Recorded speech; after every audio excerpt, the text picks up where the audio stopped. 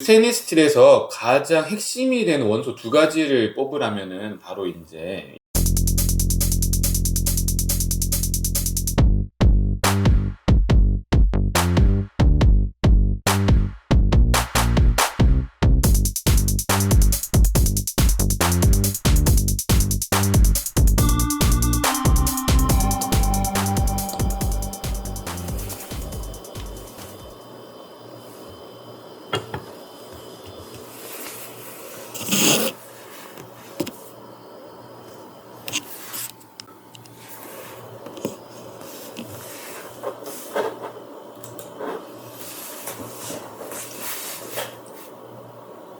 금속을 사랑하는 수강생 여러분 반갑습니다. 성형입니다.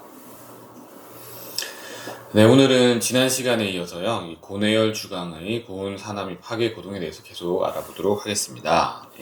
지난 시간에 우리가 알아봤던 것들은요, 이 터빈 하우징이 뭔가에 대해서 좀 봤었는데요. 이 터빈 하우징이라고 하는 것들은 이 내부에 이제 흡기, 배기 이런 것들을 통해 가지고 여기서 훨씬 더 출력을 높여서 자동차가 훨씬 더 고출력으로 갈 수 있도록 하는 이제 그러한 장치가 되겠는데, 여기서 이제 소재적으로 중요한 것은 이 내부에 이 굉장히 고온, 그 다음에 고압의 기체가 여기 들어간다라는 것이죠. 이제 이 하우징이라는 것은 요거로 이제 지탱해주는 이러한 부분들이 이제 하우징, 그러니까 뭐 껍데기, 그러니까 뭐 그 집이 되겠죠. 하우징이니까 집이 되겠는데, 이 집 자체가 그 고온 고압의 그 기체를 버텨줘야 된다라는 거죠. 그래서 이제 여기에서 이 온도 자체도 한 1000도를 넘게 되고, 그 다음에 이제 부하도 많이 받는다.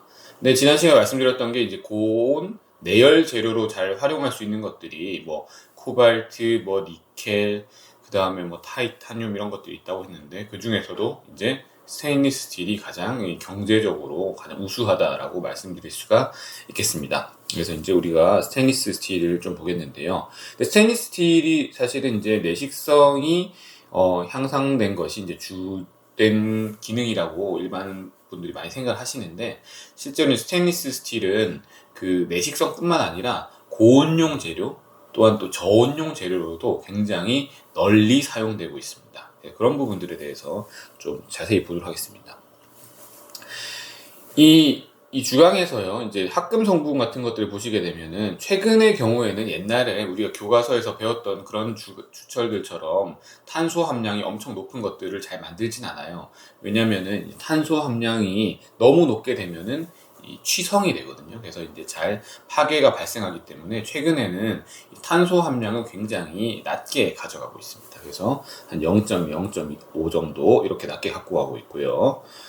자, 그 다음에 이제 우리가 0.2, 0.5 여기죠. 그 다음에 우리가 보실 수 있는 거는 이제 철강의 5대 원소인데요. 철강의 5대 원소가 뭐니까 우리가 카본, 실리콘, 망간, 그 다음 인황이라고 지난 시간에 이야기를 했었죠. 그래서 이제 실리콘, 망간 들어가고 그 인이나 황 같은 경우에는 함량이 굉장히 적게 들어가야 됩니다. 이게 많이 들어가게 되면은 안 좋은 현상들이 또 나중에 많이 발생하게 됩니다. 그 스테인리스 스틸에서 가장 핵심이 되는 원소 두 가지를 뽑으라면은 바로 이제 이 크롬과 이제 이 니켈을 뽑을 수가 있어요. 이제 크롬이 하는 역할은 뭐냐면 내산화층을 생성해 주는 겁니다. 그래서 이 내산화층이라는 거는 Cr2O3라는 건데요. 이 내산화층이 굉장히 치밀하게 이제 형성되어서 내식성이 향상되는 것이 되겠고요. 그 다음에 이제 니켈은 뭐 들어가는 경우도 있고 안 들어가는 경우도 있는데 일반적으로는 많이 들어갑니다.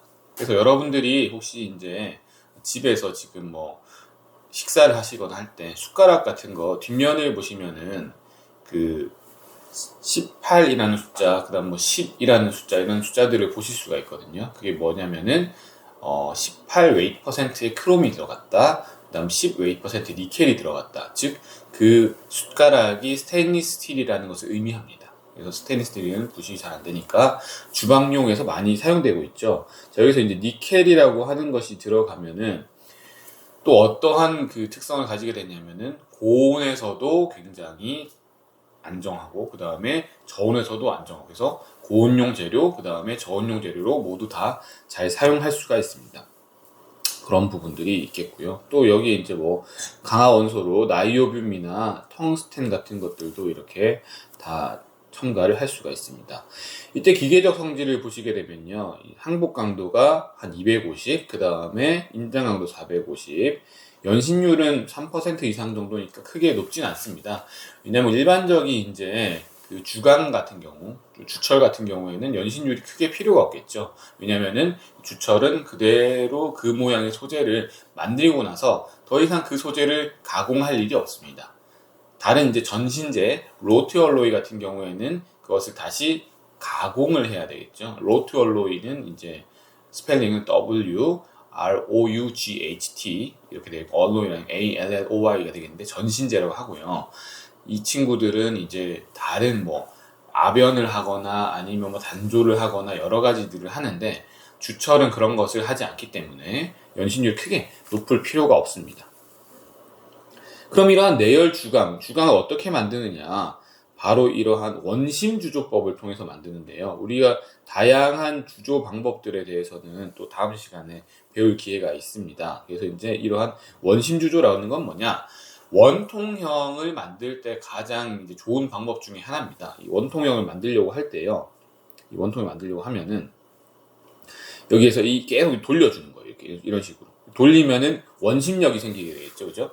원심력이 생겨서 얘들이 이제 바깥에서부터 어떻게 되겠습니까? 응고가 발생합니다. 응고가 발생해서 안으로 쭉쭉쭉쭉 들어오겠죠. 그래서 새로운 용탕은 여기서 계속적으로 주입을 해주고 있습니다. 그런 식으로 쭉쭉쭉 돌아가면서 만들어지는 것이 바로 이 원심 주조가 되겠습니다. 영어로는 centrifugal casting이라고 이야기를 하고 있죠. 그러면은 이것을 통해서 주철들을 많이 만들 수가 있어요. 뭐 이런 방법들이 있고 또 다른 뭐 어떤 뭐 하형 주조나 금형 주조 이런 방법들은 또 다음에 배우도록 하겠습니다. 이때 이제 우리가 이 미세 조직을 보시게 되면요, 이거는 사실 이제 그 핫롤을 만드는 소재거든요. 핫롤. 그러니까는 일단은 하우징을 만드는 소재로도 가능하고 이 스테인리스 스틸이라는 것이 그 핫롤을 만드는 소재로도 가능한데 롤이라는 것은 이제 아변이라는 과정을 하죠. 롤러가 두 개가 이제 이렇게 움직입니다. 그 사이에서 판재가 이렇게 가는데 그 롤 자체가 굉장히 엄청나게 이제 고강도여야 되겠죠. 그런 것들도 이러한 주강으로 만들게 되는데요. 이때 여기에서 이제 미세 조직을 보시게 되면은 이런 여러 가지 이런 탄화물들이 많이 있습니다. 탄화물들이 뭐냐면은 어떤 금속과 탄소가 결합된 것들이 다 탄화물이 되겠는데요. 여기 나와 있는 것처럼 여러 가지 형태와 여러 가지 모양을 가지고 있어요. 여기서 이제 M이라는 게 있는데 M이라고 하는 것은 무엇이냐? 바로 그냥 메탈, 금속을 이야기하는 겁니다. 왜냐하면 여기에서 만약에 예를 들어서 M7C3라고 이렇게 우리가 읽을 수 있겠죠. 여기 나와 있는 것들이 M7C3. 자, 여기에서 이제 M이라는 게 뭐냐면요. 바로 이제 그냥 그 메탈이라는 것을 이야기하는데요. 여기 나와 있는 것처럼 M7C3다라는 것을 우리가 이게 본다면 이 탄소가 3개가 들어갔다는 것이거든요. 그럼 탄소 3개 들어갈 때 어떤 금속이 뭐 Fe가 될 수도 있겠고 뭐 크롬이 될 수도 있겠고 뭐 어떤 건지는 모르지만 그리고 걔들이 같이 들어갈 수도 있고요. 비율이 7대3이다 라는 것을 의미하는 게 바로 이 M7C3라는 것이 되겠습니다. 일단 만약에 비율이 1대1이다 그러면 MC가 되겠고요. 그죠? 1대1이다. 비율이 2대1이다 하면 M2C, 그 다음 비율이 6대1이다 하면 M6C 이렇게 되는데 이 각각의 탄화물에 따라서 형태가 다 다르게 나타나고 그 다음에 그런 특성들도 조금씩 다르게 나타납니다. 일단 먼저 보시면요. 이 색깔부터 달라요. 색깔이 이제 이 MC 탄화물 같은 경우에는 약간 흰색, 그 다음에 밝은 회색. 그래서 이 눈에 잘 보이지 않으실 텐데, 여러분들 강의 자료 보면 이런 부분도 있죠. 이런 잘 안 보이는 약간 얼룩덜룩한 것처럼 보이는 이런 부분들이 바로 이제 MC가 되겠고요. 여기에서 이제 모양은 코랄 라이크라 돼 있죠. 코랄 라이크에서 뭔가 산호 같은 그런 모양이다라고 사람들이 이야기를 하고 있습니다. 경도는 굉장히 높아요. 경도가 비커스 경도로 3000 정도 됩니다. 그래서 탄화물들은 세라믹이기 때문에 경도가 굉장히 높거든요. 그래서 이런 것처럼 굉장히 높은 경도를 보여주고 있고요. 그 다음으로는 M2C가 있는데 이건 색깔이 여기 보시는 것처럼 검은색이에요. 검은색이고 이 스타일 같은 경우에는 애시큘라, 침상형 또 라멜라, 층상 이렇게 쭉쭉 길쭉길쭉한 형태다라고 보시면 되겠습니다. 이렇게 길쭉길쭉한 형태 M2C가 되겠고요. 가장 많은 것을 차지하는 것 중에 하나가 바로 이제 이 M7C3가 되겠는데요.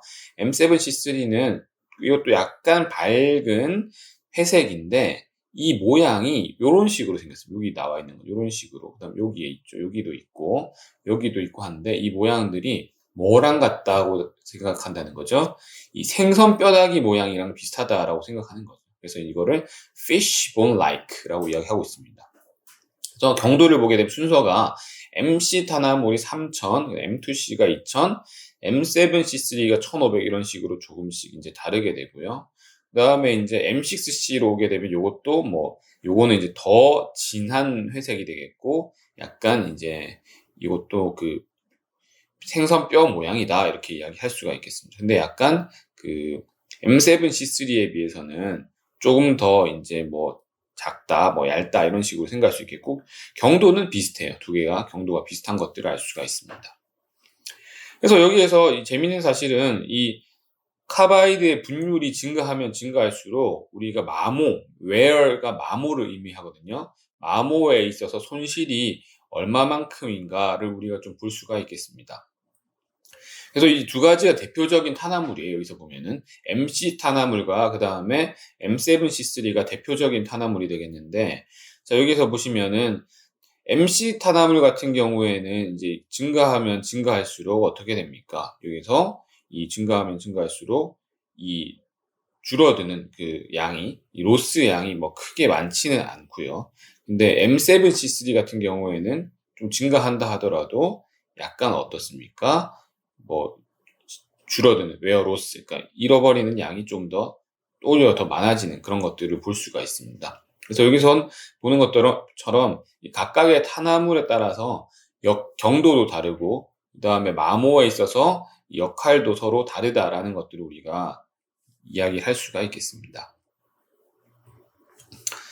자 여기서 보시면은 이런 것들을 이제 애칭하기 위해서 이제 쓰는 방법이 무라카미 애칭이라는 건데, 이 애칭을 하게 되면은 이런 식으로 색깔이 다르게 나타나는데, 위에 있는 사진도 있지만 밑에 있는 이런 사진들 보시면은 더욱더 색깔이 선명하게 구분되죠. 그래서 이러한 것들은 밝은 회색은 아까 말씀드렸던 것처럼 MC 탄화물이 되겠고요. 이러한 생선 뼈다귀 모양의 이런 것들은 M7C3, 그 다음 M6C도 보이시죠? 자, M7C3 이런 쪽에 와서 보시면 정말 fishbone like 모양이다라는 것들을 잘 아실 수가 있습니다. 그래서 대부분 여기에 M7C3나 MC 탄화물들이 많이 있더라라는 것들을 일단은 알 수가 있습니다. 이게 이제 이 오세나이트의 내열 주강의 미세 조직이 되겠습니다.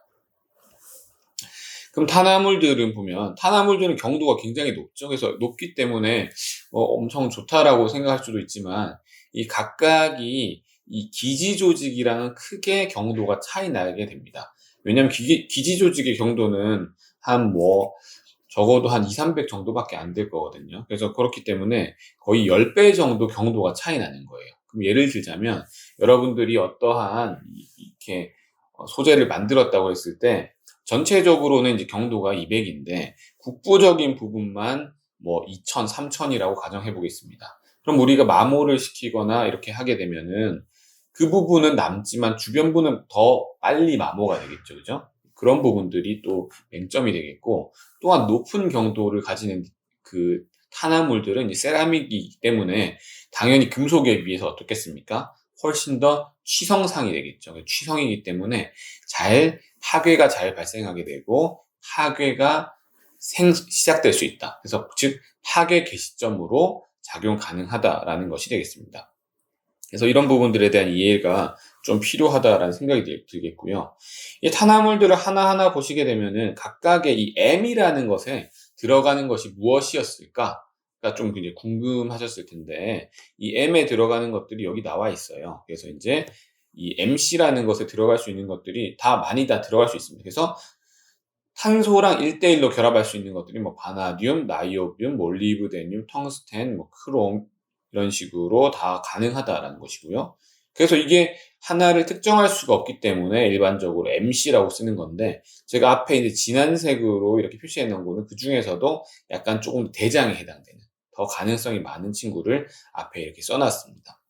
그 다음에 이제 M2C 같은 경우에는 몰리브데늄, 텅스텐, 나이오뷴 이런 것도 가능하고요. M7C3는 이제 대부분은 크롬이나 그 다음에 아이언, FE가 되겠어요. 그래서 대부분은 이런 것들이 되겠습니다. 그래서 크롬이나 FE 같은 애들은 주로 이제 기지 조직에 많이 있는 애들이죠. 왜냐하면은 스테인리스이기 때문에 철이니까 일단 FE가 제일 많았을 것이고요. 두 번째로 무엇이 많겠습니까? 크롬이 많겠죠. 그래서 그런 친구들, 또 니켈도 여기 나와 있죠. 니켈 같은 친구들이 여기 M7C3에 주로 들어가게 되고, 나머지 다른 이제 강화상들, 바나듐, 나이오뷴, 몰리브데늄, 텅스텐 이런 것들이 주로 MC 탄화물에 들어간다. 즉 이제 이 각각의 원소에 따라 조금씩 역할은 다르다라고 이야기할 수가 있겠습니다. 그래서 이 각각의 경우에 대해서 우리가 녹는 점을 한번 조사를 해보게 되면요,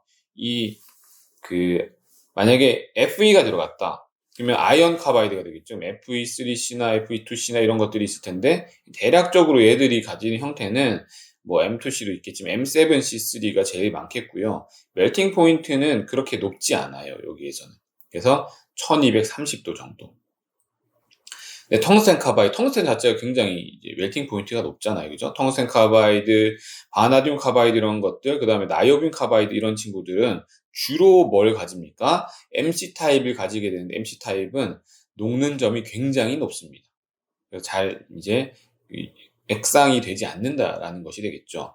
그 다음에 이제 크롬 카바이드나 이런 친구들은 약간 또 상대적으로 녹는 점이 낮다라는 것을 보실 수 있겠고요. 몰리브데늄 카바이드는 좀 높죠. 그래서 여기서 정리할 수 있는 것은 일단은 대부분은 이제 MC, 그 다음 M7, C3 탄화물이 되겠고, MC 탄화물은 이제 밝은 그 회색, 그 다음에 약간 뭐 흰색에 가까운 그런 것들이고, 형태는 산호 모양, 그런 게 둥글둥글한 그런 모양이 되겠습니다. 그다음 M7C3 같은 경우에는 주로 이제 색깔은 조금 더 진한 회색이 되겠고요. 상대적으로. 그다음에 모양은 그 피쉬본 라이크 생선 뼈다귀 모양인데, 여기 들어갈 수 있는 원소들이 MC 같은 경우에는 뭐 여기 나와 있는 것처럼 뭐 바나듐, 나이오뷴 뭐 이런 미량으로 들어가는 원소들이 주로 이제 MC 탄화물에 들어가게 되겠고요. 그다음에 다량으로 들어있는 크롬이냐 아니면은 아이언 같은 것들은 주로 어디 들어가겠습니까? M7C3에 주로 들어간다. 그리고 녹는 점을 살펴봤을 때는 MC가 굉장히 높고 M7C3가 뭐 높은 편이긴 하지만 상대적으로는 좀 낮더라라는 것들을 우리가 알 수가 있습니다. 하지만 이 모든 탄화물들은 무엇으로 작용한다는 거죠? 바로 파괴 개시점으로 작용할 수 있다라는 것이 되겠습니다. 자, 이제 다음으로 넘어가 보면요. 그러면 이제 우리가 이제 균열 전파 기구들에 대해서 좀 볼 수가 있겠는데요. 일단은 이 고온에서 굉장히 고온이 되면은 이 고온 산화 조건이 만들어질 수가 있게 될 텐데, 여기에서 그럼 어떤 상황이 생길 수 있느냐? 이러한 응력 부식 균열 같은 것들이 좀 생길 수가 있습니다. 응력 부식 균열이라는 게 무엇이냐면요, 높은 응력이 가해지고요. 그 다음에 어떠한 부식이 일어날 수 있는 환경이 갖추어졌을 때 균열이 발생하는 것을 우리가 응력 부식 균열이라고 하거든요. 자, 응력 부식 균열이 발생하는 상황은 하중이 주어져 있고, 그다음 환경 자체가 예를 들자면은 뭐 소금물에 집어넣었다던가, 그죠? 바닷물 속이면은 당연히 바닷물에 집어넣었는데 어떠한 뭐 구조물의 하중을 뭐 떠받쳐야 되는 상태라던가 아니면 어떤 외력이 들어가는 상태라던가, 그러면 당연히 이 응력 부식 균열이 발생할 수 있겠고요. 여기 이제 고온에서도 고온으로 가면 갈수록 되게 이제 산화가 잘 되는 환경이 되겠죠. 온도가 높아지기 때문에. 거기서도 이제 응력 부식 균열들이 발생할 수 있는 조건들이 있어서 그것을 사람들이 걱정하고 있죠. 그래서 고온에서는 그런 부분들 좀 주의시 봐야 되겠는데요. 이 응력 부식 균열에 있어서도 또 두 가지로 나뉠 수가 있어요. 첫 번째는 이제 뭐 입계로 가는 것이죠. 그래서 입계로 가는 것은 이제 인터그래뉴라라고 이야기를 하고요. 그다음 어떤 것들은 이제 입 내로 가는 것이 있는데, 이거는 인트라그래뉴라라고 이야기를 하고 있습니다. 그래서 인터그래뉴라라고 하는 것은 뭐 인터넷 이런 것처럼 그 사이 이런 것들 말하는 것이고요. 인트라라고 하는 거는 또 다른 이야기로는 트랜스라고도 해요. 그래서 이제 그레인 내부를 통과하는 경우는 입내라고 하고요. 그레인 사이인 그레인 바운더리를 따라가는 경우에는 입계 응력 부식 균열이라고 합니다. 둘 중에 당연히 나쁜 케이스는 어떤 것이 되겠습니까? 응력 부식 균열이 발생하는 것이 더 안 좋은 경우가 되겠습니다. 왜냐하면은 결정립계를 따라서 파괴가 더 쉽게 전파할 수 있기 때문이죠. 그래서 더 취약해지게 되는 겁니다. 그러면 이 결정립계에 어떤 현상이 일어나느냐? 보통 우리가 여기 스테인리스 스틸 같은 경우에는 크롬을 많이 집어넣었잖아요. 근데 크롬 탄화물들이 주로 어떤 것이 되겠습니까? M7C3나 이런 것들이 막 들어가게 되겠죠. 이제 그런 것들이 결정립 내부에 생기면 좋은데, 만약 결정립 계에 생기게 된다면 거기에서 이 크롬들을 뺏어 먹는 거죠. 자, 다시 설명해 보겠습니다. 결정립계가 있어요. 이렇게 결정립계가 있고, 요 바운더리에 이 어떠한 탄화물이 생성된다라고 하면은, 일단은 주변에 탄소가 있는 것은 원래 있는데, 아니면 크롬이나 아니면 F나 이런 친구들을 주변에서 어떻게 해야 되겠습니까? 뺏어와야 되겠죠. 뺏어와야 그 결정립계, 딱 바운더리에서 자기가 탄화물을 형성할 수 있는 겁니다. 뺏어왔기 때문에 주변부는 어떻게 되겠습니까? 상대적으로 그러한 원소들이 적은 영역, 즉 고갈 영역이 생기는 겁니다. 그래서 이러한 고갈 영역이 생기게 되면 이 응력 부식 균열에 굉장히 취약해지게 된다라고 이제 잘 알려져 있거든요. 그래서 이러한 것 때문에 응력 부식 균열이 발생할 수 있다라는 것이 되겠고요. 그다음 입내 응력 부식 균열 같은 경우에는 이거는 이제 조금 입계보다는 조금 더 그래도 조절할 수 있는 그런 상황인데, 이런 경우는 이제 표면에 사실은 이 고온에서 산화되어 있는데 산화층들이 잘 이제 쌓여 있으면 괜찮은데, 표면에 있던 산화층들이 만약에 파손이 일어나 파쇄가 발생하면은 그 재료의 표면이 바로 부식 환경에 다시 노출되게 되겠죠. 그래서 그 노출된 부분에서 균열이 생성되는 것들이 이제 결국에 입내로 가게 되면 그것을 우리가 입내 응력 부식 균열이다라고 이야기를 하고 있습니다. 이런 식으로 두 가지 균열 전파 기구들을 정리를 할 수가 있겠습니다. 그래서 아까 제가 말씀드렸던 것처럼 응력 부식 균열은 뭐다라고 말씀드렸죠. 바로 이제 그 응력과 그 다음에 환경과 그 다음에 이제 여러 가지 소재적인 부분, 이 세 가지가 이제 잘 맞춰주면 되겠는데, 뭐 사실 맞춰져서 좋은 건 아닌 거죠. 맞춰져서 안 좋은 경우가 발생하게 되는 건데요. 세 가지입니다. 여기에서 제일 중요한 거는 제 생각엔 환경이 제일 중요하다 생각하고요. 그래서 그런 환경이 갖춰져야 되고, 그 다음에 어떠한 응력이 갖춰져야 되겠고, 그다음 소재 자체도 중요합니다. 왜냐하면 어떤 소재는 하중이 가해지고 그 다음에 이 부식 환경 또는 이제 이 된다고 하더라도 이 응력 부식 균열이 발생하지 않을 수도 있거든요. 왜냐하면 그 소재가 그 응력 부식 균열에 대한 저항성이 높은 소재이기 때문입니다. 그래서 그런 소재 선정 이런 부분들도 굉장히 중요하다라고 이야기를 드릴 수 있겠고요. 이런 것도 이제 실험을 어떻게 하냐면, 여기 보시는 것처럼 여기 이제 인장시험 장비예요. 인장시험 할 수 있는 장치인데, 여기에 내부에 어떠한 그런 셀을 만들어 놓는 겁니다. 셀을 만들어서 이 환경에다가 우리가 원하는 환경을 집어넣는 거죠. 예를 들자면은 나는 바닷물 속에서 하는 거를 해볼 거야. 바닷물을 집어넣어서 우리가 하중을 주고 거기서 균열이 어떤 식으로 이렇게 가는지 이런 것들을 볼 수가 있겠고, 실제로는 이제 어떠한 이 인장 특성이 얼마만큼 차이 나느냐를 가지고 많이 판단을 하고 있습니다.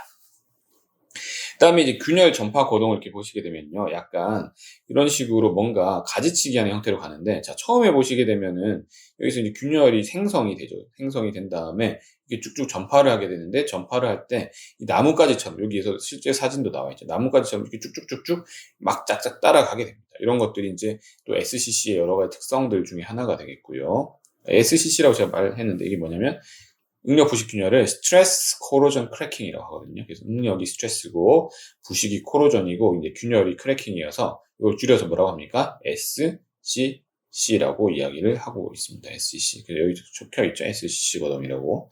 그래서 SCC, 응력 부식 균열의 일반적인 형태가 되겠고요.